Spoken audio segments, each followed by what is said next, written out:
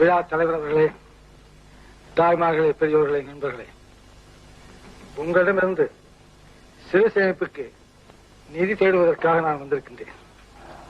சிறு சேமிப்பு என்பது நீங்கள் தரும் நன்கொடை அல்ல. உங்கள் வருவாயை சிக்கனமாக கையாண்டு அதிலிருந்து சேமிப்பதை சிறு சேமிப்பு பத்திரங்களாக நீங்கள் வாங்கினால் குறிப்பிட்ட காலத்திற்கு பிறகு வட்டியோடு நமது அரசு உங்களுக்கு திரும்ப தருகிறது.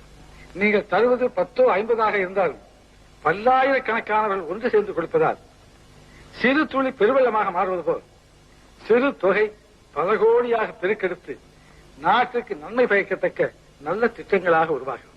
சுமார் 5 லட்சம் உழைக்கும் தொழிலாளர்கள் இந்த சிறு சேமிப்பிலே பங்கு கொண்டிருக்கின்றார்கள். அதுபோல் நீங்களும் எனக்கு ஒத்துழைப்பு தருவீர்கள், எங்களுக்கு ஆதரவு தருவீர்கள் என்று நான் நம்புகிறேன். அந்த நம்பிக்கையோடு அண்ணா நாம வாழ்க என்று கூறி